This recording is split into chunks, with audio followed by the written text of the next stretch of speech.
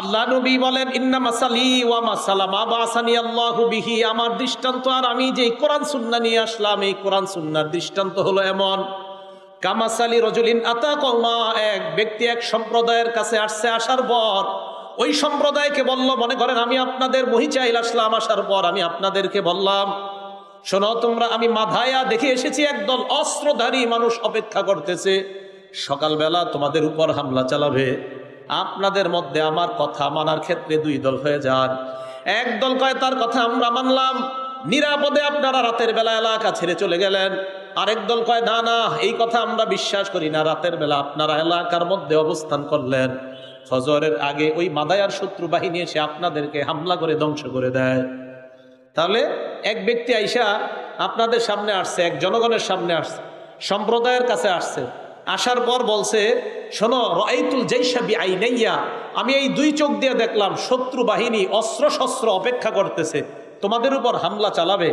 তখন তার কথা মানার ক্ষেত্রে দুই দল, আতআহু তাইফাতুম মিনহুম, এক দল তার কথা মানছে, মানার পর ফাদলাজু ওয়ানতালাকু আলা মুহলাতিহিম, রাতের বেলা নিরাপদ জায়গায় চলে গেছে। ওয়াকাজ্জাবাত তাইফাতুম মিনহুম, আরেক দল তার কথা মানে নাই, না মাইনা আসবাহু মাকানাহুম, রাতের বেলা ঘুমায়া রইছে। সাব্বাহাহুমুল জাইশ, ওই অস্ত্রধারী আইসা এই ঘুমন্ত মানুষগুলোর উপর হামলা চালায়া সবাইরে ধ্বংস করছে। নবীজি বলে, শোনো, আমার দৃষ্টান্ত এই ব্যক্তির মতো, যে ব্যক্তি তোমাদেরকে সতর্ক করছে। কিভাবে? নবী বলেন, আমি তোমাদের কাছে কোরআন সুন্নাহ রেখে গেলাম, আমার এই কোরআন সুন্নাহ মানার ক্ষেত্রে তোমাদের মধ্যে গ্রুপ হবে দুইটা। এক দল আমার কথা মানবে, মানার কারণে নিরাপদে তারা আল্লাহর জান্নাতের মেহমান।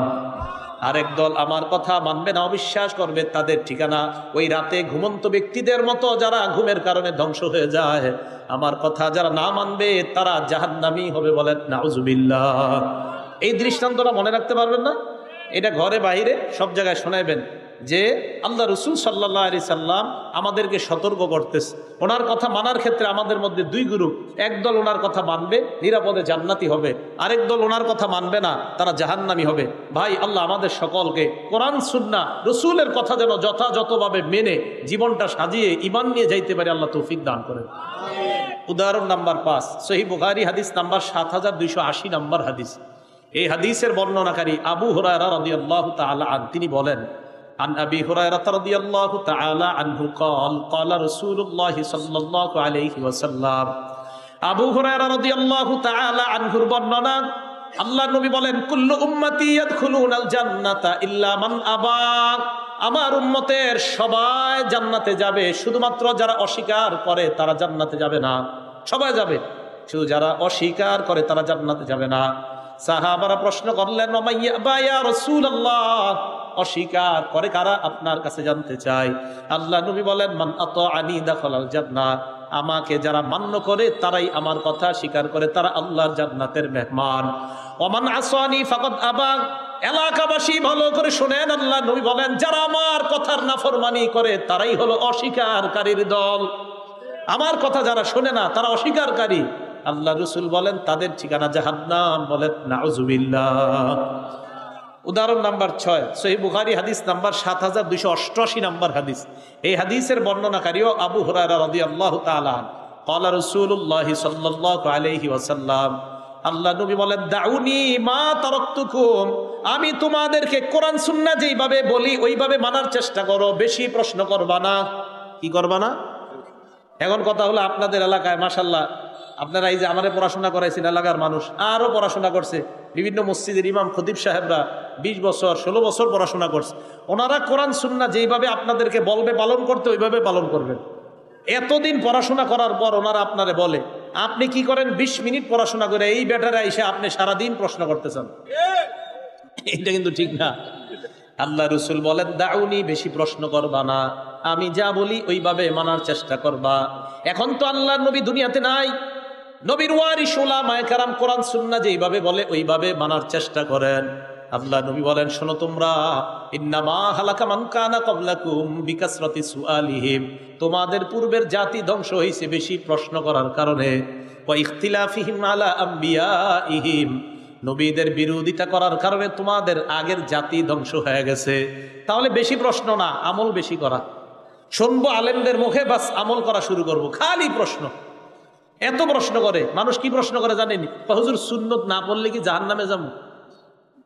মানে প্রশ্ন আর খুঁজে পায় না। যে ব্যক্তি এই প্রশ্ন করে যে সুন্নত না পড়লে কি জাহান্নামী হবো, ওনারে আপনি পাল্টা প্রশ্ন করবেন, তুমি কি গত 1 মাস ফরজ নামাজগুলো পড়ছো ঠিক মতো? নিশ্চিত তার চেহারা কালো হয়ে আপনার সামনে থেকে চলে যাবে। যে আপনারা বলে যে সুন্নত নামাজ না পড়লে গুনাহ হবে কিনা, এলাকার মসজিদের ইমাম সাহেব যারা আছেন, যদি এই প্রশ্ন কখনো শোনেন যে হুজুর সুন্নত না পড়লে কি গুনাহ হবে, পাল্টা বলবেন, ভাই গত 1 মাস আপনি ফরজ নামাজগুলো পড়ছেন নি, সুন্নত পড়ে ফরজগুলো পড়ছেন? দেখবেন তখন কবি নীরব হয়ে আপনার সামনে থেকে বিদায় নেবে। এত প্রশ্ন কিসের? আরে সুন্নত পড়লে কি লাভ এটা জিজ্ঞাসা করেন। আল্লাহ রসুল বলছে দৈনিক 12 রাকাত সুন্নত পড়লে ওয়াজাবাত নাহুল জান্নাত, তার জন্য জান্নাত ওয়াজিব। এটা না জিজ্ঞাসা সুন্নত না পড়লে গুনাহ হবে। তাহলে আমরা প্রশ্ন বেশি করব না, আমল জানবো, আমল করব। ফজরের আগে 2 রাকাত, জোহরের আগে 4 রাকাত, 6 রাকাত, জোহরের পরে 2 রাকাত, 8 রাকাত, মাগরিবের পরে 2 রাকাত, 10 রাকাত, এশার পরে 2 রাকাত, 12 রাকাত। আল্লাহ রাসূল বলেন মান সাবারা, যারা দৈনিক এই 12 রাকাত সুন্নত আদায় করবে, ওয়াজাবাত লাহুল জান্নাহ, আল্লাহ তার জন্য জান্নাত ওয়াজিব করবে। তো কেন এই প্রশ্ন করেন যে সুন্নত না পড়লে গুনাহ হবে কিনা? প্রশ্ন বেশি না, আমল বেশি হবে। আল্লাহ আমাদের সকলকে কোরআন সুন্নাহ উলামায়ে কেরাম যেইভাবে বুঝিয়ে দেয় আমাদেরকে, আমরা ওইভাবে পালন করার চেষ্টা করবো। আল্লাহ তৌফিক দান করেন। তাহলে এই হলো 1 নাম্বার, কোরআন সুন্নাহ আঁকড়ে ধরা। যদি ইমানি জীবন, ইমানি মরণ আমরা চাই, 1 নাম্বার শর্ত কোরআন সুন্নাহ আঁকড়ে ধরা। এখন কোরআন সুন্নাহ মানার ক্ষেত্রে মন দিয়ে শুনবেন, এই যে আমি 6টা হাদিস বললাম, প্রত্যেক হাদিসের ক্ষেত্রে একজন সাহাবার নাম বলছি না? প্রথম হাদিসের মধ্যে বললাম হযরত জাবেরের নাম, দ্বিতীয় হাদিসে মিকদাম ইবনে মাদি কারব, তৃতীয় হাদিসে আবু মুসা আব্দুল্লাহ ইবনে আব্বাস, চতুর্থ হাদিসে আবু মুসা, পঞ্চম হাদিসে আবু হুরায়রা, 6 নম্বর হাদিসে আবু হুরায়রা। এই যে সাহাবাদের নাম বইলে হাদিসগুলা বললাম, কি বোঝা যায়? সাহাবা ছাড়া হাদিস বলা সম্ভব না। কি বলা যায়? কি বোঝা যায়? সাহাবা ছাড়া হাদিস বলা। হ্যাঁ, যেহেতু আল্লাহ রসুলের সাহাবা ছাড়া আমরা হাদিসগুলা বলতে পারবো না, তাই সাহাবাদের সমালোচনা আমরা কখনো করব না। কাদের সমালোচনা করব না? হ্যাঁ, মনে রাখবেন, কোরআন সুন্নাহ মানবো, মানার ক্ষেত্রে আমরা আল্লাহ রসুলের সাহাবাদের ব্যাখ্যা গ্রহণ করব। ব্যাখ্যা গ্রহণ করার ক্ষেত্রে সাহাবাদের সমালোচনা আমরা করব না। কেন আমরা সাহাবাদের সমালোচনা করব না? মুসলিম শরীফের 2531 নম্বর হাদিসের বর্ণনা, আল্লাহ নবীর সাহাবা বলেন, সাল্লাইনাল মাগরিবা মা রাসূলিল্লাহি সাল্লাল্লাহু আলাইহি ওয়াসাল্লাম, আমরা আল্লাহর নবীর সাথে মাগরিবের নামাজ আদায় করলাম। মাগরিব আদায় করার পর সুম্মা কুলনা লাউ জালাসনা হাত্তা নুসাল্লিয়া মাগুল ইশা, মাগরিব পড়ছি, পড়ার পর মসজিদে বসে রইলাম। একজন আরেকজনকে বললাম আমরা এশার নামাজ পর্যন্ত অপেক্ষা করব, আল্লাহর নবীর সাথে এশার নামাজ পড়ার পর আমরা বাসায় যাব। আপনারা মাগরিব পড়ছেন মসজিদে, মাগরিব পড়ে বসে রয়েছেন, আপনাদের নিয়ত হলো ইমাম সাহেব এশা পড়াবে, এরপর মসজিদ থেকে বাসায় যাবেন। তো নবীর একদল সাহাবা বলেন আমরা নবীর সাথে মাগরিব পড়লাম, মাগরিব পড়ার পর আমরা বসে রয়েছি, আমাদের নিয়ত আমরা এশার নামাজটা পড়বো, এরপর বাসায় যাব। তো সবাই বসে রয়েছে।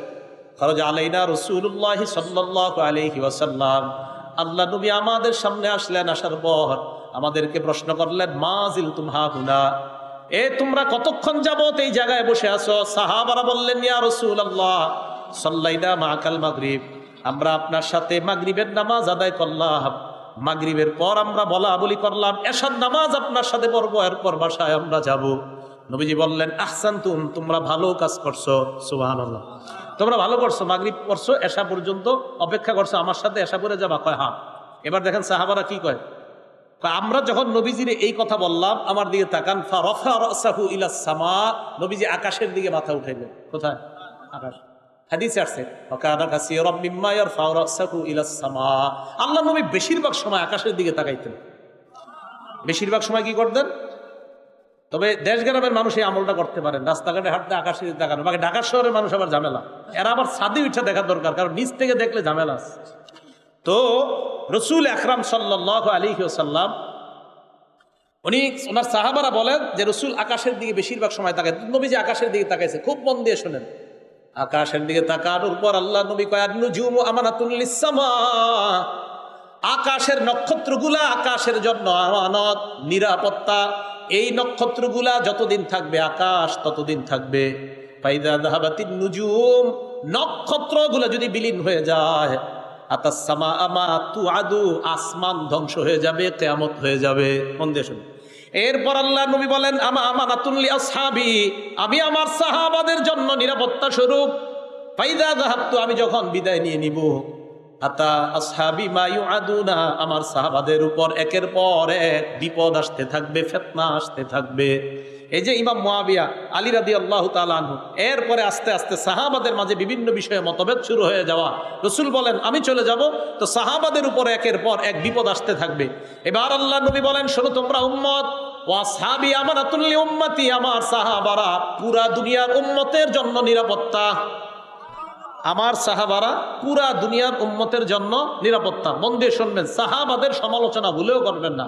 আল্লাহ নবী বলেন ফাইদা যাহাবা আসহাবি, আমার সাহাবারা যদি বিদায় নেয়, আতা উম্মতি মা ইউআদুনা, তাহলে আমার উম্মতের উপর গজব এসে যাবে, আমার উম্মত যেন কিয়ামতের অপেক্ষা করে নেয়। সাহাবারা দুনিয়া থেকে বিদায় নেওয়া এটাই উম্মতের জন্য পুরা কপালের লক্ষণ। তো আল্লাহ রাসূল বললেন আরে আমার উম্মতের উপর সাহাবারা যতদিন থাকবে উম্মতের জন্য ততদিন নিরাপত্তা থাকবে। আমার সাহাবারা বিদায় নিবে তো উম্মত বিপদের মধ্যে পড়বে। এই কথাটা আরেকটা বর্ণনা দ্বারা বোঝা যায়। আস-সিলসিলাতুস সহিহা 3283 নম্বর হাদিস, এই হাদিসের মধ্যে আসছে রাসূল করিম সাল্লাল্লাহু আলাইহি সাল্লাম বলেন লা তাজালুনা বিখাইরিন মা দামা ফীকুম মান রাআনি, তোমরা ততদিন কল্যাণের মধ্যে থাকবা যতদিন আমার সাহাবারা তোমাদের মাঝে থাকবে। তো রাসূল আকরাম সাল্লাল্লাহু আলাইহি সাল্লাম কি বললেন, আমার সাহাবারা তোমাদের মাঝে থাকা মানে তোমরা কল্যাণের মধ্যে থাকা। এরপর কি বলে দেখেন, ওয়াল্লাহি লা তাজালুনা বিখাইরিন মা দামা ফীকুম মান রাআনি, আল্লাহর কসম তোমরা ততদিন কল্যাণের মধ্যে থাকবা যতদিন তোমাদের মাঝে তারা থাকবে যারা আমার সাহাবাদেরকে দেখছে, মানে তাবেঈরা। এই হাদিস দ্বারা বোঝা যায় ইমাম আবু হানিফা, ইমাম আলকামা ইবনে আক্কাস আল-লাইসি, ইমাম শাফি, ইমাম মালিক, তাদেরকেও গালি দেওয়া যাবে না। রাসূল বলছেন আমার সাহাবাদেরকে যারা দেখছে তারা তোমাদের মাঝে যতদিন আছে ততদিন তোমরা কল্যাণের মধ্যে থাকবা। তাহলে সাহাবাদেরকে দেখছে তাবিরা। এরপর আল্লাহ নবী বলেন আল্লাহি লা তাজালুনা বিখাইরিন মা দামা ফীকুম মান রাআনি, আমার সাহাবাদেরকে যারা দেখছে তাদেরকে যারা দেখছে মানে তাবেঈন যতদিন তোমাদের মাঝে থাকবে ততদিন তোমরা কল্যাণের মধ্যে থাকবা। হাদিস দ্বারা বোঝা যায় সাহাবারা উম্মতের জন্য কল্যাণ। তাই মেহেরবানি করে কোনো সাহাবাদের সমালোচনা আমরা করব না, এই কথাটা মাথায় রাখবেন। ইবনে মাজার 162 নম্বর হাদিসের মধ্যে আসছে রাসূল আকরাম সাল্লাল্লাহু আলাইহি সাল্লামের সাহাবা বর্ণনা করেন লা তাসুব্বু আসহাবা মুহাম্মাদিন সাল্লাল্লাহু আলাইহি ওয়াসাল্লাম, সাহাবাদেরকে তোমরা গালি দিও না। এবার দেখেন কি কয়, লা মুকামু আহাদিহিম ইয়ানি সাআতান মা'আন নবী সাল্লাল্লাহু আলাইহি ওয়াসাল্লাম খায়রুম মিন আমালিকুম উমরা, তোমাদের কেউ সারা জীবন আমল করছে, নবীর সাথে কোনো সাহাবা সামান্য মুহূর্ত বসে রয়েছে, তোমরা সারা জীবন আমল করার চাইতেও নবীর সাথে সাহাবার সামান্য সময় কাটানো তোমাদের সারা জিন্দিগির আমলের চাইতে বেশি দামি। সাহাবাদেরকে গালি দেওয়া যাবে না। একটা কিতাব আছে নাম আল জামিউস সগীর, হাদিসের কিতাব। এই কিতাবের 8752 নম্বর হাদিস, ক্বালা রাসূলুল্লাহ সাল্লাল্লাহু আলাইহি ওয়াসাল্লাম, আল্লাহ নবী বলেন মান সাব্বা আসহাবি, আমার সাহাবাদেরকে যারা গালি দেয় ফালাইহি লানাতুল্লাহ, তার উপর আল্লাহর অভিশাপ, ওয়াল মালাইকা, ফেরেশতাদের অভিশাপ, ওয়ান নাসি আজমাইন, মানুষের অভিশাপ। মনে রাখবেন এই মুহররম মাস আসলে একটা গোষ্ঠী সাহাবাদেরকে গালিগালাজ করে, মুহররম মাস আসলে একটা দল সাহাবাদেরকে গালিগালাজ করে। ভাইও ভালো করে মনে রাখবেন, সাহাবাদেরকে গালি দিবেন না, সাহাবাদের ব্যাপারে গালি শুনবেন না, সাহাবাদেরকে যেই মজলিসগুলোতে গালি দেওয়া হয় ওই মজলিসে যাবেন না, সাহাবাদের গালি দিয়েন না, সাবধান, একদম জীবন শেষ হয়ে যাবে। রাসূল আকরাম সাল্লাল্লাহু আলাইহি সাল্লাম, সহিহ বুখারী হাদিস নাম্বার 3673 নম্বর হাদিস, এই হাদিসের মধ্যে রাসূল আকরাম সাল্লাল্লাহু আলাইহি সাল্লাম বলেন লা তাসুব্বু আসহাবি, আমার সাহাবাদেরকে তোমরা গালি দিও না। কি কয় দেখেন, লাউ আন্না আহাদাকুম আনফাকা মিসলা উহুদিন যাহাবা, তোমাদের কেউ যদি উহুদ পাহাড় সমপরিমাণ স্বর্ণ আল্লাহর রাস্তায় দান করো, কি পাহাড় সমপরিমাণ? উহুদ পাহাড় পরিমাণ স্বর্ণ যদি আল্লাহর রাস্তায় দান করে তোমাদের কেউ, মা বালাগা মুদ্দা আহাদিহিম, আমার দিকে তাকান, নবী বলেন আমার সাহাবা 2 হাতে যা দান করছে, তোমাদের উহুদ পাহাড় সমপরিমাণ স্বর্ণ আল্লাহর রাস্তায় দান করলেও আমার সাহাবার 2 হাত পরিমাণ দানের কাছেও পৌঁছতে পারবে না। নবীজি বলেন না না, ওয়ালা নাসিফা, 2 হাত না, কয় 1 হাতে যা দান করছে। প্রথম বলছে 2 হাত, পরে কয় না 1 হাত, আমার সাহাবা 1 হাতে যা দান করছে, তোমরা উহুদ পাহাড় সমপরিমাণ স্বর্ণ দান করলেও আমার সাহাবার ধারে কাছেও যেতে পারবে না। ভাই কথাগুলো মনে থাকবে। তাহলে হাদিস মানবো আমরা, কোরআন সুন্নাহ মানতে হবে, সাহাবা বাদ দেওয়া যাবে না। সাহাবাদের সূত্র ধরেই কোরআন সুন্নাহ বুঝতে হবে আমাদের। এই জন্য একদল সাহাবাদেরকে সমালোচিত বানাইতে চায়, কেন জানেন? তারা কেমন যেন কোরআন সুন্নাহর উপর আঘাত করতে চায়, আক্রমণ করতে চায়। এই জন্য সাহাবা সমালোচনা থেকে আল্লাহ আমাদেরকে হেফাজত করেন। বিসমিল্লাহ। আরেকটা হাদিস শোনেন, রসুল আকরাম সাল্লাল্লাহু আলাইহি সাল্লামের এক সাহাবা নাম আব্দুল্লাহ ইবনে আব্বাস রাদিয়াল্লাহু তাআলা আনহুমা, কিতাবের নাম শরহুত তাহাবিয়া, 693 নম্বর হাদিস। এই হাদিসের মধ্যে আসছে আল্লাহ রসুলের সাথে কোনো সাহাবা সামান্য সময় অবস্থান করা, আগে বলছে সারা জীবন, এই হাদিসের মধ্যে বলছে আল্লাহ রসুলের সাথে কোনো সাহাবার সামান্য সময় অবস্থান তোমাদের 40 বছর ইবাদতের চাইতে বেশি দামি। এই কথাগুলো আমি কেন বলছি জানেন? এই মুহররম মাস আসলে আমাদের নবীজির একজন বিখ্যাত সাহাবার সমালোচনা করা হয়, তার নাম আমিরে মুআবিয়া রাদিয়াল্লাহু তাআলা। কি নাম বলেন তো? মুআবিয়া রাদিয়াল্লাহু তাআলা। এই মুআবিয়া রাদিয়াল্লাহু তাআলা সমালোচনা কেন করা হয়? উনি হলেন ইয়াজিদের আব্বা। কার আব্বা? ইয়াজিদ। যেই ইয়াজিদ কারবালার প্রান্তরে হুসাইন রাদিয়াল্লাহু তাআলা আনহুকে শহীদ করছে, এই ইয়াজিদের আব্বা ইমাম মুআবিয়া রাদিয়াল্লাহু তাআলা। ইয়াজিদকে কেন্দ্র করে মুআবিয়া রাদিয়াল্লাহু তাআলা আনহুর সমালোচনা করা হয়।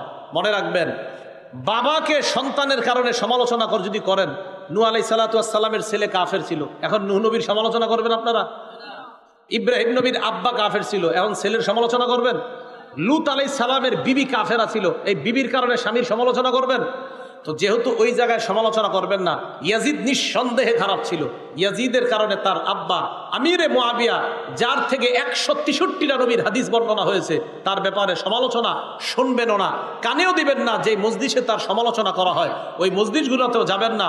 মনে রাখবেন, এই আমিরে মুআবিয়ার সময় মুসলমানদের পর্তুগাল থেকে চীন পর্যন্ত, আফ্রিকা থেকে ইউরোপ পর্যন্ত 65 লক্ষ বর্গ মাইল মুসলমানদের অধীনে আসছে। কয় লক্ষ?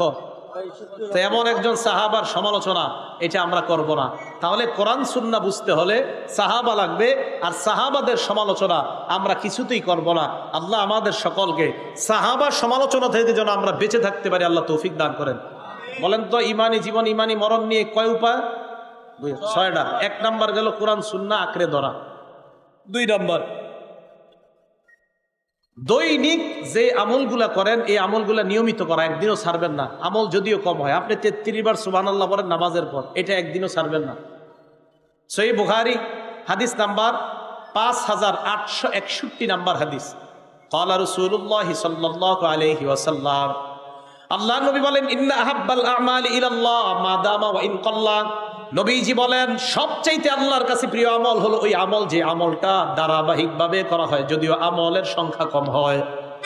ধারাবাহিকভাবে আমল করা, আমলটা যদিও কম হয়, প্রত্যেক দিন আল্লাহ রসুল সাল্লাল্লাহু আলাইহি সাল্লাম বলেন, যে আমল যদিও কম কিন্তু ধারাবাহিক, আপনি প্রতিদিন 10 বার দুরূদ শরীফ পড়েন, এটা একদিনও ছাইরেন না, বরং 11 বার বাড়ানোর চেষ্টা করেন, এটা কোনোদিনও ছাড়বেন না। 33 বার সুবহানাল্লাহ আমল আপনি প্রত্যেক দিন নামাজের পরে করেন, এটা ছাড়বেন না। আয়াতুল কুরসির আমল প্রত্যেক ফরযুক্ত নামাজের পরে আপনারা করেন, এটা একদিনও ছাড়বেন না। তো এই যে নিয়মিত আমলগুলা, রাসূল সাল্লাল্লাহু আলাইহি সাল্লাম বলেন, আল্লাহর কাছে সবচেয়ে প্রিয় আমল হলো ওই আমল যেই আমলটা দৈনিক করা হয়, যদিও আমলের সংখ্যা কম হয়। তাহলে ইমানি জীবন ইমানি মরণের 2 নাম্বার শর্ত, আমল কম হোক, নিয়মিত করা। 3 নাম্বার, আল্লাহ ওয়ালাদের মজলিসে বসা। বলেন তো, কাদের মজলিসে বসা?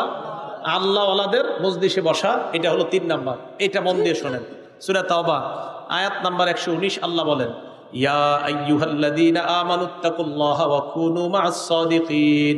হে ঈমানদারগণ, তোমরা ঈমান আনো, তাকওয়া অবলম্বন করো। ওয়া কুনু মা'আস সাদিকিন, আল্লাহ ওয়ালাদের সাথে উঠা বসা করো। আল্লাহ ওয়ালাদের সাথে উঠা বসার দৃষ্টান্ত আল্লাহ নবী বুখারীর বর্ণনায় বলেন। সহিহ বুখারীর 2101 নম্বর হাদিসের বর্ণনা, আল্লাহ রাসূল সাল্লাল্লাহু আলাইহি ওয়াসাল্লাম বলেন, মাসালুল জালিসিস সালিহি ওয়াল জালিসিস সূ কামাসালি সাহিবিল মিসকি ওয়াকিরিল হাদ্দাদ। আল্লাহ রাসূল বলেন, তোমাদের সন্তান খারাপ সঙ্গীর সাথে উঠা বসা করে নাকি ভালো সঙ্গীর সাথে উঠা বসা করে?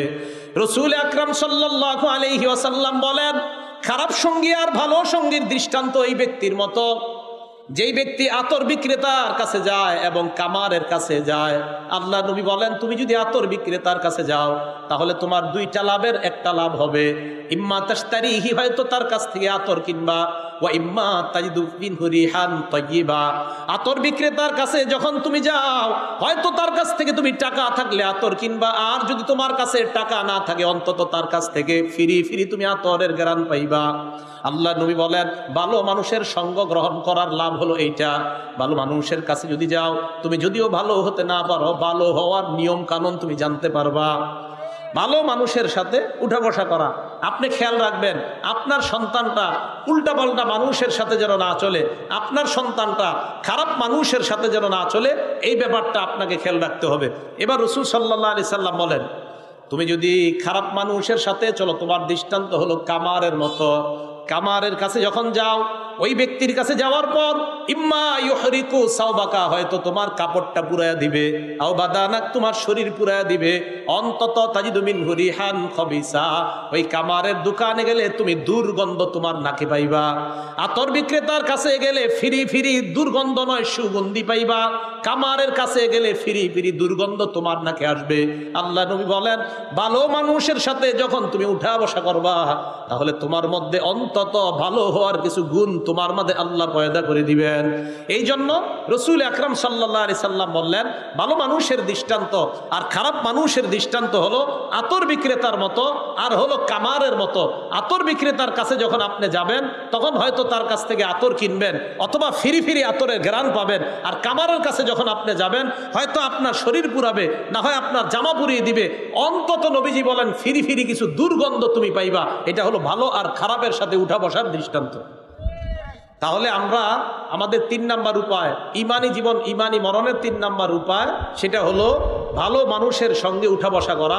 আল্লাহওয়ালার যে এলাকায় আসে ওই এলাকায় বেশি বেশি যাওয়া, আল্লাহওয়ালাদের সোহবত গ্রহণ করা। আল্লাহ তৌফিক দান করেন। এবার আরেকটা দৃষ্টান্ত শোনেন। আবু দাউদ শরীফ হাদিস নাম্বার 4833 নাম্বার হাদিস। এই হাদিসটা মন দিয়ে শোনেন। আপনার ছেলে কার সাথে ডেলি উঠা বসা করে একটু দেখেন। ক্বালা রাসূলুল্লাহ সাল্লাল্লাহু আলাইহি ওয়াসাল্লাম, আল্লাহ নবী বলেন, আন্নাসু আলা দীনি খলিলিহি, মানুষ তার বন্ধুর রীতিনীতির অনুসারী হয়। মানুষ বন্ধুর রীতিনীতির অনুসারী হয়। দেখবেন অনেক ছেলেরা চুলগুলা এমন স্টাইলে রাখে যে স্টাইল অমুক নায়ক করে। আমাদের মা বোনরা এমন স্টাইলে তার চুলগুলা সে পার্লারে গিয়ে সাজে যেমন ওই নায়িকা এটা করে। তো আল্লাহ রসুল বলেন, মানুষ তার বন্ধুর রীতিনীতির অনুসারী হয়। মানুষ যাকে মহব্বত করে, সে যা করে মানুষ এটা করতে চায়। আল্লাহ নবী বলেন, ফাল্যানজুর আহাদুকুম মাইয়ু খালিল, তোমাদের প্রত্যেকের চিন্তা করা উচিত তুমি কাকে বন্ধু বানাইলা। আপনি যাকে বন্ধু বানান, ওই বন্ধুর কারণে আপনার মধ্যে যেন সুন্নত বহির্ভূত কর্মকাণ্ড না হয়। আপনি যাকে বন্ধু বানান তার কারণে আপনার চরিত্রটা যেন নষ্ট না হয়। আল্লাহ নবী কয়, বন্ধু নির্বাচন করার আগে চিন্তা ভাবনা করে বন্ধু নির্বাচন করবা। তাহলে এই কথাটা মনে থাকবে তো। আপনার সন্তান কাদের সাথে উঠা বসা করে দৈনিক আপনি খেয়াল রাখবেন। আল্লাহ রসুল সাল্লাল্লাহু আলাইহি সাল্লাম বলে দিলেন, আতর বিক্রেতা আর কামারের দৃষ্টান্ত। ভালোদের সাথে উঠা বসা করলে কিছু না কিছু আপনার ছেলের পরিবর্তন হবে। খারাপদের সাথে উঠা বসা করলে আপনার ছেলের মধ্যে খারাপ চরিত্র একদিন না একদিন ঢুকে যাবে। তাই আল্লাহ তাআলা বললেন, ইমানি জীবন ইমানি মরণের 3 নাম্বার শর্ত আল্লাহ ওয়ালাদের সোহবতে বেশি বেশি যাওয়া। উজানি মাহফিল আছে, আরো আল্লাহ ওয়ালারা যেই যে এলাকায় আসে, এই এলাকায় তাদের সান্নিধ্যে যাওয়া। ওদের সান্নিধ্যে যখন আপনারা যাবেন, তখন ওই আল্লাহ ওয়ালা আপনি যদিও না হইতে পারেন, কিছু না কিছু আপনার মধ্যে আল্লাহ এনে দিবেন। এগুলো 3 নাম্বার। 4 নাম্বার, ইমান নতুন করা। বলেন তো কি করা? ইমান আবার নবায়ন করে কিভাবে? ইমান নবায়ন করে কিভাবে? ইমাম হাইসামি রহমতুল্লাহ আলাইহির একটা কিতাব আছে, নাম মাজমাউজ জাওয়ায়েদ। এই কিতাবের 2 নাম্বার খণ্ড 214 নাম্বার পৃষ্ঠা।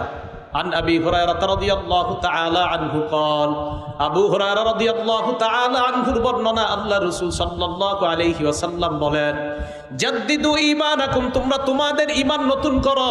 সাহাবারা বললেন, কাইফা নুজাদ্দিদু ঈমানানা ইয়া রাসূলুল্লাহ, হুজুর আমরা আমাদের ঈমান নতুন করব কিভাবে?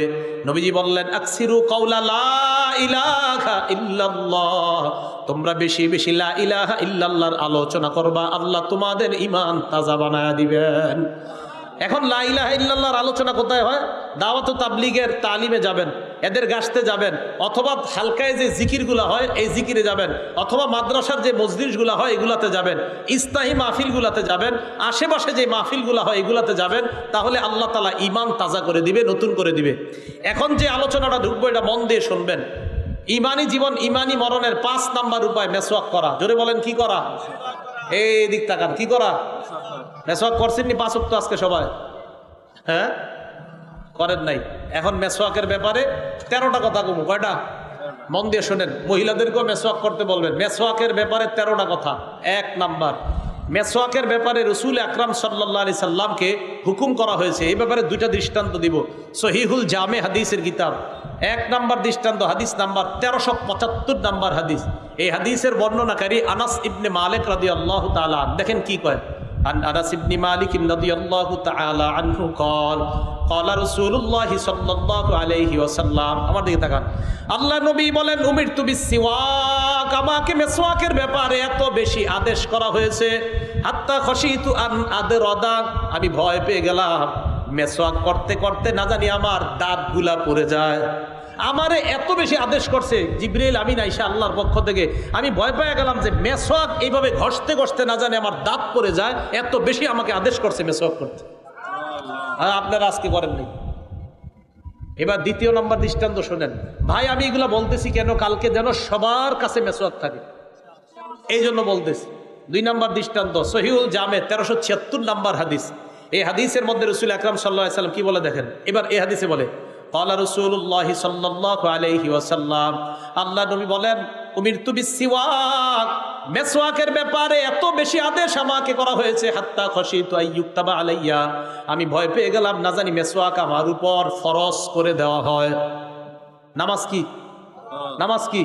নবীজি বলেন আল্লাহ মেসওয়াক করতে আমারে এত বেশি বলছে, আমি ভয় পেয়ে গেছি না জানি আল্লাহ আমার এই মেসওয়াক করা ফরজ করে দেবে। তাহলে এটা গুরুত্ব। এগুলো 1 নম্বর কথা, মেসওয়াকের ব্যাপারে নবীকে হুকুম করা হয়েছে। 2, মেসওয়াক কত বড় গুরুত্বপূর্ণ সুন্নত, আমরা বুখারী শরীফের একটা বর্ণনা শুনি, 887 নম্বর হাদিস। আন আবি হুরায়রা রাদিয়াল্লাহু তাআলা আনহু قال قال رسول الله صلى الله عليه وسلم, আবু হুরায়রা রাদিয়াল্লাহু তাআলা আনহুর বর্ণনা, আল্লাহর নবী বলেন, লাউলা আন আশুক্কা আলা উম্মতি আও আলা الناس لامرتهم بالسواك مع كل صلاه, আমি যদি আমার উম্মতের জন্য কষ্টকর বলে না করতাম, আমার উম্মতকে আমি 5 ওয়াক্ত নামাজের সময় মেসওয়াক করা অবধারিত করে দিতাম। নবীজির মনের ইচ্ছা, আহারে আমার উম্মত 5 ওয়াক্ত নামাজের আগে মেসওয়াক করুক, এটা আমার ইচ্ছা। নবীজিকে আমার উম্মতের যদি কষ্ট না হইতো, আমি 5 ওয়াক্ত নামাজের আগে তাদেরকে মেসওয়াক করা অবধারিত করে দিতাম। এখন নবী কি বুঝাইতে চায়? নবী বুঝাইতে চায়, দেখো উম্মত, আমার মনের তামান্না তোমরা সবাই মেসওয়াক করো। এই জন্য আমি আল্লাহ রসুলের বাণী আপনাদেরকে শোনায় গেলাম। ইমানি জীবন, ইমানি মরণের 5 নম্বর শর্ত মেসওয়াক করা। ভাই সবাই মেসওয়াক কিনবেন, 5 ওয়াক্ত নামাজের আগে শুধু মেসওয়াক করবেন এমন না, আরো হাদিস শুনেন, দেখবেন আপনারা অবাক হয়ে যাবেন যে মেসওয়াকের এত গুরুত্ব ইসলামে। 3 নম্বর, মেসওয়াক নবীজি অধিকাংশ সময় করতেন, শুধু নামাজের সময় তো করতেনই, অধিকাংশ এমনি নবীজি মেসওয়াক করতেন। সুবহানাল্লাহ। আবু মুসা রাদিয়াল্লাহু তাআলা আনহুর বর্ণনা, থাক ওটা লাগবে না, থাক ফ্যান লাগবে না, রাখেন। আবু মুসা রাদিয়াল্লাহু তাআলা আনহুর বর্ণনা, নাসাই শরীফের 3 নম্বর হাদিস। একদম নাসাই শরীফ কিতাবটা খুললেই হাদিসটা পাওয়া যায়। ক্বালা রাসূলুল্লাহ, এই নাসাই শরীফের 3 নম্বর হাদিসে আবু মুসা বলেন, দাখালতু আলা রাসূলিল্লাহি সাল্লাল্লাহু আলাইহি ওয়াসাল্লাম ওয়া হুয়া ইয়াস্তান্নু, আমি নবীজির কাছে গেলাম, এমন অবস্থায় নবী মেসওয়াক করতেছিলেন। এবার একটা মজার কথা শুনেন, ও তরফুস সিওয়াক আলা লিসানি, আমি দেখলাম মেসওয়াকের একটা কিনারা নবীর জিহ্বা এভাবে। সুবহানাল্লাহ। এবার কয় ওয়া হুয়া ইয়াকুলু আ আ, আল্লাহর নবী আ আ করতেছিলেন আর মেসওয়াক করতেছিলেন। দেখেন আমি সুন্দরভাবে বলতে পারতেছি না, নিশ্চিত আমার আ আটা সুন্দর হইতেছে না, আমার নবী যেভাবে করছে নিশ্চিত ওটা অনেক সুন্দর ছিল, আর আমি যেটা করতেছি এটা আসলে সুন্দর হইতেছে না। তো সাহাবা বলেন যে নাসাই শরীফে পুরো স্পষ্ট লেখা যে রসুল মেসওয়াক করতেছিলেন, ওয়া হুয়া ইয়াকুলু আ আ, আল্লাহ রসুল আ আ করতেছিলেন। তো আমি যদি স্বপ্নে কখনো দেখি আপনাদেরকে বলতে পারবো যে নবীর আ আ কেমন ছিল, নিশ্চিত অনেক সুন্দর ছিল, বাকি আমি দেখাইতে পারতেছি না। তো দেখবেন আমরা মেসওয়াকের সময় একটা আওয়াজ হয় আমাদের, ঠিক না? এরকম আ আ করলে একটা আওয়াজ হয়। তো আবু মুসা বলেন আমি রসুলকে দেখলাম এরকম আওয়াজ করতেছে। ভাই মেসওয়াক করবেন তো ইনশাল্লাহ? এটা 3 নাম্বার। মা বোনদেরকেও বলবেন, ঘরে বলবেন, অনেক বরকতের কারণ। 4 নাম্বারটা মন দিয়ে শোনেন। আমরা অনেক সময় বলি, যেমন আমি বললাম আপনারে আমি যথেষ্ট কইছি, এরকম কথা বলি না? আম্মা ছেলেরে বলে, তোরে যে আর কত গমু, যথেষ্ট কওয়া হয়ে গেছে। বুখারী শরীফের 888 কত হয়? 888 নাম্বার হাদিস। 888 এই হাদিসের মধ্যে আসছে রাসূল আকরাম সাল্লাল্লাহু আলাইহি সাল্লাম বলেন, আকসারতু আলাইকুম বিসওয়াক, এ আমার উম্মত, আমি মেসওয়াকের ব্যাপারে যথেষ্ট বলেছি। আমি তোমাদেরকে মেসওয়াকের ব্যাপারে যথেষ্ট বলেছি, আর কত বলবো তোমাদেরকে, তোমরা মেসওয়াক করো। এই 4 নাম্বার কথা গেল। 5 নাম্বার, মেসওয়াক করা প্রত্যেকটা মুসলমানের কর্তব্য। এটা আবার কি কইলাম? মেসওয়াক করা প্রত্যেকটা মুসলমানের কর্তব্য। প্রত্যেকটা মুসলমানের 3টা কর্তব্য আছে মৌলিক। বলেন তো কয়টা? 3টা। একটা কিতাব আছে হাদিসের নাম সহিহুল জামে, 3153 3153 নম্বর হাদিস। এই হাদিসের মধ্যে আসছে হাক্কু কুল্লি মুসলিমিন আস-সিওয়াক, প্রত্যেকটা মুসলমানের 1 নাম্বার কর্তব্য হলো মেসওয়াক করা। 2 নাম্বার কর্তব্য গুসলু ইয়াউমিল জুমআ, জুমার দিন গোসল করা। 3 নাম্বার কর্তব্য আইয়ামাসা তিবা আহলিহি, সুগন্ধি ব্যবহার করা। আল্লাহ নবী বলেন প্রত্যেকটা মুসলমানের 3টা কর্তব্য। 1 নাম্বার মেসওয়াক করা, 2 নাম্বার জুমার দিন গোসল করা, 3 নাম্বার শরীরের মধ্যে সুগন্ধি ব্যবহার করা। তাহলে করবো তো ইনশাআল্লাহ। 6 নাম্বার, আমি আপনি বলি না আর এটা ওর স্বভাব, হুজুর মুখে একটু তোতলামি আছে, আর এটা এর জন্মগত স্বভাব, বলি কিনা? হাদিসের মধ্যে আল্লাহ নবী বলেন তোমাদের 10টা বিষয় স্বভাবগত বিষয়। বলেন আমাদের স্বভাবগত বিষয় কয়টা? কিন্তু আপনারা তো স্বভাবে দেখান নাই। আজ কি তো মেসওয়াক করেন নাই, কি কই হইল আপনাদের স্বভাব? এটা নবীজি বলেন 10টা বিষয় স্বভাবগত। আম্মা জান আয়েশা সিদ্দিকা রাদিয়াল্লাহু তাআলা আনহার বর্ণনা, ক্বালা রাসূলুল্লাহ সাল্লাল্লাহু আলাইহি ওয়াসাল্লাম, আল্লাহ নবী বলেন আশারুম মিনাল ফিতরা, 10টা বিষয় স্বভাবগত। নাসাই শরীফের 5040 নম্বর হাদিসের বর্ণনা, 5040 5040। এই হাদিসের মধ্যে আল্লাহ নবী বলেন 10টা বিষয় তোমাদের স্বভাবগত। এবার দেখেন 1 নাম্বার বিষয়টা হলো কসুস শারিবি, মুস ছোট করা। মুস কি করা? তাহলে মুসলমান মুস ছোট করা, এটা মুসলমানের স্বভাবগত বিষয়। 2 নাম্বার কসুল আসফার, নখ ছোট রাখা। নখ ছোট করা, নখ বড় করা এগুলো হলো হাইওয়ান জানোয়ারের লক্ষণ। নখ ছোট রাখা এটা মুসলমানের লক্ষণ, এটা মুসলমানের স্বভাব। 3 নাম্বার আল্লাহ রসুল বলেন গসলুল বারাজিমি, অঙ্গ প্রত্যঙ্গ দৌত করা। আলহামদুলিল্লাহ মুসলমানরা 5 ওয়াক্ত নামাজের আগে অঙ্গ প্রত্যঙ্গ দৌত করে। 4 নাম্বার বলমুনি, 4 নাম্বার আসলে সত্যি সবাই কোন বলমুনি, আরো জোরে কোন বলমুনি? 4 নাম্বার ইহইয়া ইফাউল লিহিয়া, দাড়ি লম্বা করা। আওয়াজ শুনে ইফাউল লিহিয়া লেগেছে। 4 নাম্বারটা কমুনি, দাড়ি লম্বা করা। মানে মানুষের দাড়ি লম্বা হবে, এটা তো স্বভাবগত বিষয়, এটা তো স্বভাব, এটা মানুষের তো মুসলমানের দাড়ি লম্বা হবে, এটাই স্বভাবগত বিষয়। তাহলে 4 নাম্বারটা, এখন কিন্তু ঠিকের আওয়াজটা কমে গেছে। হ্যাঁ বুঝছি, এটা হলো 4 নাম্বার। 5 নাম্বার আল্লাহ রসুল বলেন আসিওয়াক, 5 নাম্বার স্বভাবগত বিষয় হলো মেসওয়াক করা। মুসলমান মেসওয়াক না করে থাকে কিভাবে? মুসলমান মেসওয়াক করবে, এটাই তো মুসলমানের স্বভাব। 5। 6 নাম্বার আল ইস্তিনশাক, নাকে পানি দেওয়া। 6 নাম্বার নাকে পানি দেওয়া। নাকের ভিতর ময়লা থাকে, মুসলমান ওযুর সময় এটা বলে দিতে হবে কেন? এত অটোমেটিক পানি দেওয়ার কথা। 7 নাম্বার ওয়ানাতফুল ইবতি, বগলের নিচের পশম কাটা। 8 নাম্বার ওয়াহালকুল আনা, নাভির নিচের অবাঞ্ছিত পশমগুলো পরিষ্কার করা। 9 নাম্বার ইন্তিকাসুল মা, ঢিলা কুলুপ ব্যবহার করার পর মুসলমান পানি দ্বারা তার লজ্জাস্থান পবিত্র করা, এটা স্বভাবগত বিষয়। আপনাদের ব্যাপার জানি না, ঢিলা কুলুপ করার পরে পানি না নেওয়া পর্যন্ত তো আমার শান্তি হয় না।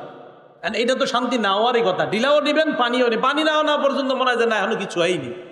তাহলে মুসলমান ঢিলাও নিবে, পানিও ব্যবহার করবে, রসুল বলল স্বভাব। 10 নাম্বারটা ভুলে গেছি। কি করছি মানে আমি ভুলে গেছি এরকম না, হাদিস যিনি বর্ণনা করছে উনি কয় 10 নাম্বারটা ভুলে গেছি। আরে ভাই হাদিসের বর্ণনাকারী একজন না মুসাব, উনি কয় নাসিতুল আশির, দেখো 10 নাম্বারটা ভুলে গেছে। পরে উনি আবার শেষে কয় তুমি আমার মনে হচ্ছে ইল্লান তাকুনাল মাজমাজা, 10 নাম্বারটা হলো কুলি করা। সুবহানাল্লাহ। ওই বর্ণনাকারী বলেন শোনো 10 নাম্বারটা আমার মনে নাই, মনে করতে পারতেছি না, 10 নাম্বারটা আমি ভুলে গেছি, তবে আমার মনে হচ্ছে 10 নাম্বারটা কুলি করা। ওই বর্ণনাকারী বলছে, তাই আমিও বললাম আমি ভুলে গেছি, যেহেতু উনি বলছে উনি ভুলে গেছে। এরপর আবার উনি বলছে কুলি করা, তাই আমিও বলে দিলাম কুলি করা। কথা বুঝে আসছে? তাহলে এই 10টা বিষয় স্বভাবগত বিষয়। রাসূল আকরাম সাল্লাল্লাহু আলাইহি সাল্লাম বললেন এই 10টা বিষয় হলো স্বভাবগত বিষয়। ভাই এই 10টার মধ্যে বলেন তো মেসওয়াক করার কথা আছে কিনা, দাড়ি লম্বা করার কথা আছে কিনা, কুলি করা, নাকে পানি দেওয়া, মুসলমান তো এগুলো অটোমেটিক করবে। তাহলে ভাই ওই অটোমেটিকের সাথে আজকে নতুন একটা জানলাম যে মেসওয়াক করা এটা মুসলমানের স্বভাব, মুসলমান এটা ছাড়তে পারে না। আল্লাহ আমাদের সকলকে আমলটার প্রতি গুরুত্ব দেওয়ার তৌফিক দান করেন। ভাই আমরা সবাই করব। 7 নাম্বার দেখি, 7 নাম্বারটা আপনারা কারা কারা এই আমলটা করবেন। আমি মেসওয়াক একটা পকেটে রাখি, একটা লালবাগ, একটা আমার বাসায়। বাসারটা কেন, এটার কারণ আছে দেখেন। তো মেসওয়াকের 7 নাম্বার উপকারিতাটা শোনেন। নাসাই শরীফের 8 নাম্বার হাদিস, একদম পৃষ্ঠা শুরু খুললে হাদিসটা। একজনে আম্মাজান আয়েশা সিদ্দিকারে প্রশ্ন করলেন, আম্মাজান আপনার কাছ থেকে অনেক কিছু জানতে মনে চায়। কয় কি জানতে মনে চায় বলো। আম্মাজান নবীজি যখন বাহির থেকে ঘরে আসে সর্বপ্রথম কি করে, আমি দেখবো আজকে আপনাদের মধ্যে আশেখা রাসূল কারা। কয় নবীজি যখন সর্বপ্রথম ঘরে আসে আম্মাজান নবীজি কি করে। তুমি তো একটা সুন্দর প্রশ্ন করছো। প্রশ্নকারী বলেন, আম্মাজান বিআইয়ি শাইইন ইয়াবদাউন নাবিয়্যু সাল্লাল্লাহু আলাইহি সাল্লাম ইযা দাখালা বাইতা। আমার এলাকার মানুষ আপনাদেরকে করজোর করে বলছি, এই আমলগুলো করেন, বোঝা যাবে আপনার মধ্যে নবীর মহব্বত আছে। আম্মাজান আয়েশাকে প্রশ্ন করলেন, আম্মাজান নবীজি ঘরে এসে সর্বপ্রথম কি করে? আম্মাজান জবাব দিলেন, ক্বালাত বিসসিওয়াক।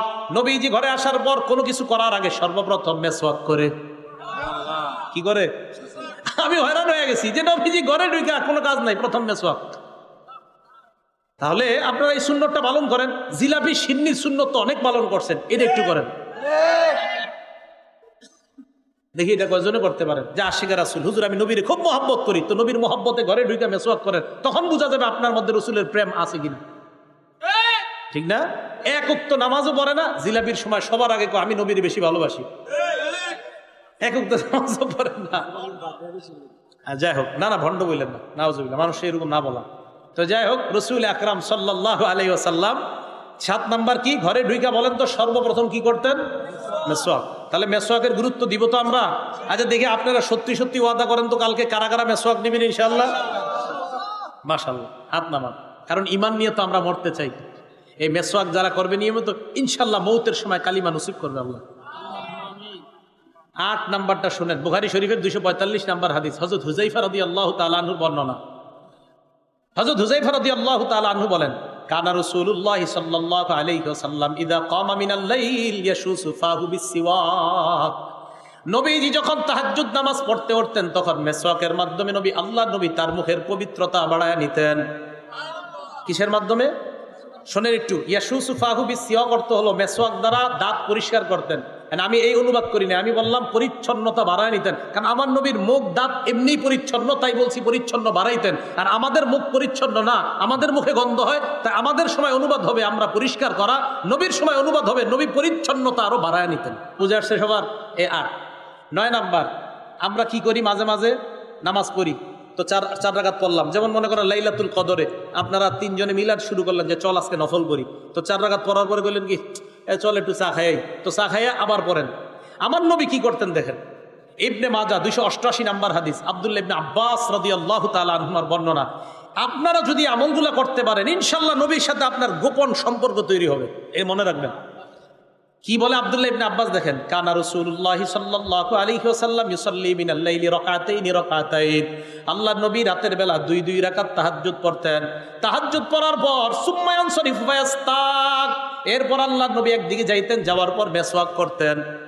আমরা খাই চা, আমরা চা খাই, নবীজি মেসওয়াক করে। নবীজি নামাজের মাঝে মাঝে মেসওয়াক করে। এগুলো 9 নাম্বার। 10 নাম্বার বলেন তো, আমরা কোরআন শরীফ পড়ি কি দিয়া? মুখ দিয়া। কি দিয়া পড়ি? মুখ দিয়া। ইবনে মাজাহ 291 নাম্বার হাদিস। সবাই পড়েননি কোরআন শরীফ? কি জি? 2-3 জন কয় জি। আপনারা কোরআন না বললে কে পড়বে? তো মাথা নষ্ট হয়ে যায় আমার। কোরআন মুসলমান পড়বে না তো পড়বে কে? বললাম কোরআন পড়েন কিনা, 2-4 জন কয়, এ শুনতেই পারি না এই কথা। আর কোরআন তো মুসলমান পড়বে, তো পড়বে কে? ইবনে মাজাহ 291 নাম্বার হাদিস। প্রতিদিন কোরআন পড়বেন। আমরা একাত কাকা দেখতাম, এই পাগল মানুষ ছিল, প্রত্যেকদিন সকালে কোরআন শরীফ পড়তো। কোরআন পড়েন না, মুসলমান কোরআন পড়ে না, তো কোরআন পড়বে কে? ঘরে ঘরে গজব, কোরআন ছেড়ে দেওয়ার কারণে মুসলমান কোরআন পড়ে না। আগে দেখতাম কৃষকরা যারা এলাকায় কৃষিকাজ করতো, সকালবেলা মসজিদে বসে বসে সুর দিয়া কোরআন পড়তো দীর্ঘক্ষণ, এরপরে মাঠে যাইতো। এখন যাবে কিভাবে? সারা রাত এমন এক টেলিভিশনের গজব ঢুকছে ঘরে, কিসের আবার কোরআন? ফজরই পড়ে না। আল্লাহ হেফাজত করুক এই জাতিকে। তো বলেন কোরআন পড়ি কি দিয়ে? মুখ দিয়ে। এখন আমার যে আনছেন আজকে এই ওয়াজগুলা করতেছি কেন? আমল করেন, আল্লাহর রাস্তায় আমল করেন। দোকানে বসে রয়েছেন, কাস্টমার নাই, আরে কোরআন খুলে পড়া শুরু করেন। দোকানে বসে আছেন, কাস্টমার নাই, এখন ব্যাস কোরআনটা খুলেন, সময়টা কাজে লাগান। দোকানে কাস্টমার নাই, 3 বার সূরা ইখলাস পড়েন, 30 পারা কোরআনের সওয়াব পেয়ে গেছে। 6 বার পড়েন, তাহলে 2 বার কোরআন পড়ার সওয়াব পেয়ে গেছে। 9 বার পড়েন, 3 বার পুরা 30 পারা কোরআন সওয়াব পড়ার সওয়াব পেয়ে গেছে। আপনি কেন দোকানে বসে বসে সময়গুলো কাজে লাগাচ্ছেন না? বাসে বসে রয়েছেন, কোনো কাজ নাই, জ্যামে পড়ছেন দাউদকান্দি মেঘনা ব্রিজের এই জায়গায়, আপনি 1 ঘন্টা 1.5 ঘন্টা 2 ঘন্টা জ্যামে আছেন। তো আপনি জ্যামে পড়ে আপনি এখন ভয়ঙ্কর অবস্থা, কি আপনি সূরা ইখলাস পড়া শুরু করেন, আপনি সূরা ফাতিহা পড়েন, কুল আউযু বিরাব্বিল ফালাক নাস পড়েন না, উল্টা মোবাইলটা কইলা নাটক সিনেমা দেখা শুরু করেন। সময়গুলো নষ্ট করেন না। বলেন কোরআন পড়ি কি দিয়ে? মুখ দিয়ে। 291 নাম্বার হাদিস ইবনে মাজার। কথাগুলো কষ্টে বলছি, কষ্ট নিয়েন না। মুসলমান কোরআন পড়বে না তো কারা পড়বে? আলী রাদিয়াল্লাহু তাআলা আনহু বলেন, ইন্না আফওয়াহাকুম তুরুকুন লিল কোরআন, তোমাদের এই মুখ হলো কোরআনের রাস্তা। সুবহানাল্লাহ। ফাতাইয়িবুহা বিসসিওয়াক, কোরআনের রাস্তাটা মেসওয়াকের মাধ্যমে পবিত্র রাখো। কোরআনের এই রাস্তাটা মেসওয়াকের মাধ্যমে তোমরা পবিত্র রাখবা। এবার দেখেন, নামাজের মধ্যে যখন ইমাম সাহেব দাঁড়ায় 11 নাম্বার, আল্লাহ নবী বলেন, ইদা কামা আহাদুকুম ফিস সালাহ ফালইস্তাক, তোমাদের কেউ যখন নামাজে দাঁড়াও তখন তোমরা মেসওয়াক করে দাঁড়াইবা। কেন? এবার দেখেন কি কয়। আল জামিউস সগীর কিতাবের নাম, 775 নাম্বার হাদিস। এই হাদিসের মধ্যে নবীজি সাল্লাল্লাহু আলাইহি সাল্লাম বলেন, তোমরা যখন নামাজে দাঁড়াও ফালইস্তাক, মেসওয়াক করবা। কয় কেন? তোমাদের কেউ যখন নামাজের মধ্যে কোরআন তেলাওয়াত পড়ো, আল্লাহ নবী বলেন, ওয়াদা আমালাকুন ফাহু আলা ফিহি, একজন ফেরেশতা তার মুখটা তোমার মুখের সাথে রাখে। নামাজে যখন কোরআন পড়েন, একজন ফেরেশতা তার মুখ আপনার মুখের সাথে লাগায়। নবীজি বলেন, লা ইয়াখরুজু মিন ফামিহি শাইউন ইল্লা দাখালা ফামাল মালাক, তোমার মুখ থেকে যা বের হয় ফেরেশতার মুখ দিয়ে তার পেটে তা ঢুকে। আল্লাহ রসুল বলেন, তখন তোমার মুখ থেকে যেই জিনিসটা বের হয় কোরআন, ওই কোরআনটা যেন পরিচ্ছন্নতা মেসওয়াকওয়ালার দাঁতের মাধ্যমে বের হয়, যেন ফেরেশতা সুগন্ধি পায়। আল্লাহ নবী বলেন, মেসওয়াক করে নামাজে দাঁড়াও। তাহলে মেসওয়াক করে আমরা নামাজ পড়বো ইনশাআল্লাহ। 12 নাম্বারটা শর্টে বলবো, কিন্তু বড় দামি কথা। আজকে রাত্রে ঘুমায়া চিন্তা করেন যে কি সুন্দর দুইটা দামি কথা। নাসাই শরীফের 5 নাম্বার হাদিস, ক্বালা রাসূলুল্লাহ সাল্লাল্লাহু আলাইহি ওয়াসাল্লাম, আস-সিওয়াকু মাতহারাতুন লিল ফাম ওয়া মারদাতুন লির-রাব। নবীজি বলেন, মেসওয়াক হলো মাতহারাতুন লিল ফাম, মুখের পবিত্রতার কারণ। এবার দেখেন কি কয়, মারদাতুন লির-রাব, মুসলমান যদি আল্লাহকে সন্তুষ্ট করতে চাও তো মেসওয়াক করো। মেসওয়াক করলে আল্লাহ সন্তুষ্ট হয়ে যায়। তাহলে আজকে থেকে একটু চিন্তা করবেন যে একটা আমল এবার মেসওয়াক করলে আল্লাহ সন্তুষ্ট, সমস্যাকে আমি করলাম। আর জামিউস সগীর আরেকটা হাদিস শুনেন, 6901 নাম্বার হাদিস, 6901। এই হাদিসের মধ্যে আসছে, নবীজির সাহাবা আব্দুল্লাহ ইবনে ওমর, এইটাও যে কারা কারা যদি পারেন করেন, যদি পারেন। আব্দুল্লাহ ইবনে ওমর কানা লা ইয়ানামু ওয়াস-সিওয়াকু ইনদা রাসিহি, আব্দুল্লাহ ইবনে ওমর যখন ঘুমাইতেন মেসওয়াক মাথার কাছে রাখতেন। এবার দেখেন, ইদাস্তাইকাযা ইস্তাকা, রাত্রে যখনই জাগ্রত হইতেন মেসওয়াক করতেন। আবার ঘুমাই গেছে, আবার জাগ্রত হয়েছে, মেসওয়াক করতেন। আবার ঘুমাইছে, আবার জাগ্রত হয়েছে, মেসওয়াক করেন। কি পাইছে মেসওয়াকে আল্লাহ জানে, আমি কেন আপনাদেরকে বুঝাইতে পারতেছি না। তো বুঝাইতে চাইলাম, ইমানি জীবন, ইমানি মরণের 5 নাম্বার শর্ত মেসওয়াক করা। সবার মনে থাকবে তো ইনশাআল্লাহ? ভাইয়েরা, বাবারা, চাচারা, সবার মনে থাকবে তো? তাহলে 1 নাম্বার কোরআন সুন্নাহ আঁকড়ে ধরা, 2 নাম্বার ধারাবাহিক নেক আমল করা যদিও কম হয়, 3 নাম্বার আল্লাহ ওয়ালাদের কাছে যাওয়া, ভালো মানুষের সাথে উঠা বসা করা, 4 নাম্বার ইমান নবায়ন করা, 5 নাম্বার মেসওয়াক করা। 6 নাম্বার রসুল আকরাম সাল্লাল্লাহু আলাইহি সাল্লামের হাদিস দ্বারাও বোঝা যায়, আল্লাহর কোরআন দ্বারা বোঝা যায়। এই কথাটার মন দিয়ে শোনেন, গোপনে আল্লাহর কাছে দোয়া করা। বলেন কি বলছি বাংলাটা? গোপনে আল্লাহর কাছে। মাগরিবের নামাজ পড়ছেন, এশার নামাজ পড়ছেন, এই মসজিদে বা কোনো মসজিদে সব মুসল্লিরা বের হয়ে গেছে। বের হওয়ার পর মসজিদে একটু হালকা বাতি আছে, অন্ধকারের মতো অবস্থা, ফ্যানটা চলতেছে, সব মুসল্লিরা চলে গেছে, ইমাম সাহেব গেছে, মুয়াজ্জিন সাহেব গেছে, আর কেউ নাই। আপনি বসে রয়েছেন। এবার আপনি হাতটা তোলেন, আল্লাহরে বলেন, আল্লাহ 2 বছর মেয়েটাকে বিয়ে দেওয়ার চেষ্টা করতেছি, মাবুদ আমি পারতেছি না, মানুষে বলছি, অনেক ঘটক ধরছি, কাজ হয় না। আল্লাহ, আল্লাহরে আপনি বলেন, আর এইভাবে বলেন, আল্লাহ আমি আর তুমি ছাড়া এই জায়গায় কেউ নাই। আপনি দেখেন ওই মুহূর্তে আপনার চোখের পানি যদি না আসছে, আপনি দেখেন এইভাবে করে চোখের পানি আসবেই। এই গোপনে আল্লাহরে বলেন, আপনার সমস্যাগুলোর কথা গোপনে বলেন। আল্লাহরে বলবেন, আল্লাহ এলাকার মধ্যে মানুষ, আমি এলাকায় চলাফেরা করি, আল্লাহ আমি অনেক গুনাহগার, আমার ইমান অত তাজা না, মাবুদ আমি তো ভয় পাই, আমি ইমান নিয়ে মরতে পারবো কিনা। আল্লাহ এই জায়গায় কেউ নাই, আমি আর তুমি আছি, আল্লাহ তুমি একটু মায়া করে আমারে মৃত্যুর সময় কালিমা নসিব করে দিও। এইভাবে আল্লাহকে বলেন। ঘরের মধ্যে আপনার মেয়ে ছেলেগুলারে আলাদা রুমে দিয়ে দেন একদিন। তো রাতের বেলা বিবিরে বললেন, আমি 10 মিনিট একটু রুমের ভিতরে আসি, আইসো না। তো রুমের ভিতরে 10 মিনিট বসে থাকেন, কেউ নাই, ফ্যানটা চলতেছে, হালকা চাঁদের আলো আসতেছে, লাইটটা নিভাইয়া দেন।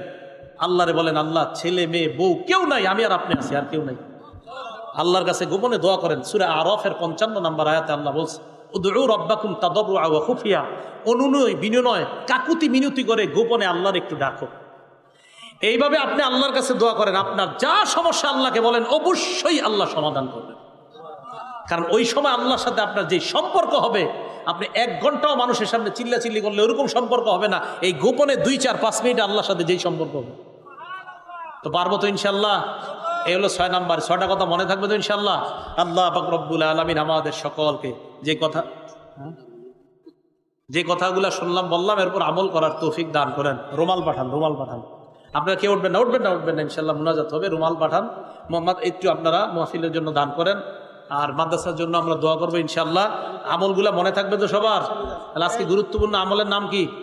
মেসওয়াক। ঘরে মেয়ে